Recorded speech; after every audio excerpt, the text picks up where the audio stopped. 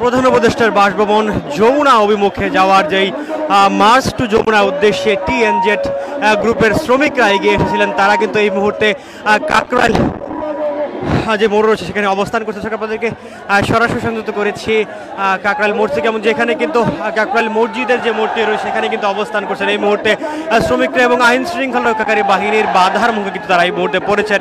এবং তারা কিন্তু শ্রম ভবন থেকে এসেছেন এবং তারা বলছিলেন তাদের যে দাবি রয়েছে সেই দাবি আদায় না হওয়া পর্যন্ত তারা কিন্তু সরবেন না, এবং সেই দাবিতে কিন্তু এই মুহূর্তে তারা কাকরাইল মোড়ে এসে অবস্থান নিয়েছেন। এবং তারা কিন্তু বিভিন্ন স্লোগান দিচ্ছিলেন। আইন শৃঙ্খলা রক্ষাকারী বাহিনীর সদস্যরাও কিন্তু সতর্ক অবস্থান নিয়েছে এই প্রধান উপদেষ্টা বাসভবনের সামনে, অর্থাৎ প্রধান উপদেষ্টা বাসভবনের সামনে যে প্রধান বিচারপতির যে বাসভবন রয়েছে তার সামনে যে মোড়টি রয়েছে সেখানে কিন্তু এই মুহূর্তে অবস্থান করছেন আন্দোলনকারীরা। এবং এই শ্রমিকরা যে দাবিটি বলছিলেন, তাদের বকেয়া বেতন ভাতা এবং ঈদ বোনাস সহ বেশ কিছু দাবি তারা করছিলেন, সেই দাবিগুলোতেই মূলত তাদের এই মার্চ টু যমুনা। এবং তারা গত 10 মে থেকে ঢাকা এবং গাজীপুরে বিভিন্ন কর্মসূচি কিন্তু করে আসছিলেন। তাদের এই কর্মসূচির অংশ হিসেবেই কিন্তু তাদের দাবি আদায় হয়নি, এবং সেই দাবি আদায় না হওয়ায় তারা বিভিন্ন কর্মসূচি দিয়েছেন। সেই কর্মসূচির অংশ হিসেবেই আজকে প্রধান উপদেষ্টা ডক্টর মোহাম্মদ ইউনূসের বাসভবনের সামনে তারা এগিয়ে এসেছেন, এবং তারা কিন্তু কাকরাইল মোড়ে এসে কিন্তু বসে পড়েছেন। এবং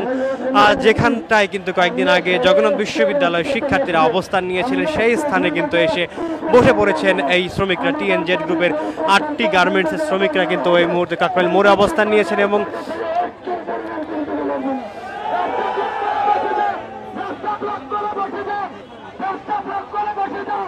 এই মুহূর্তে কিন্তু শ্রমিকরা বলছিলেন তারা রাস্তা ব্লক করে বসে পড়বেন এই স্থানটিতে।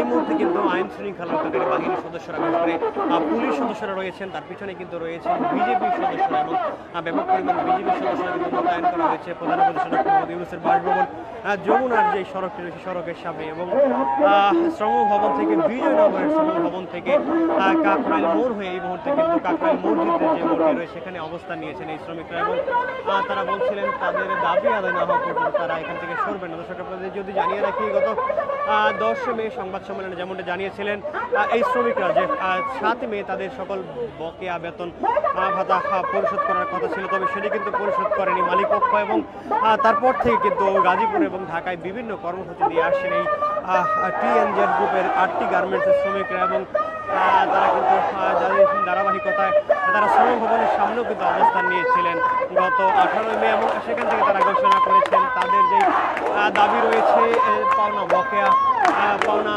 সহ বেশ কিছু দাবি তারা তাদের এই অবস্থান রাখবেন। এবং তারা বলছিলেন যতক্ষণ না পর্যন্ত দাবি আদায় হচ্ছে ততক্ষণ পর্যন্ত কিন্তু তারা তাদের এই দাবি না আদায় করতে পারবে না।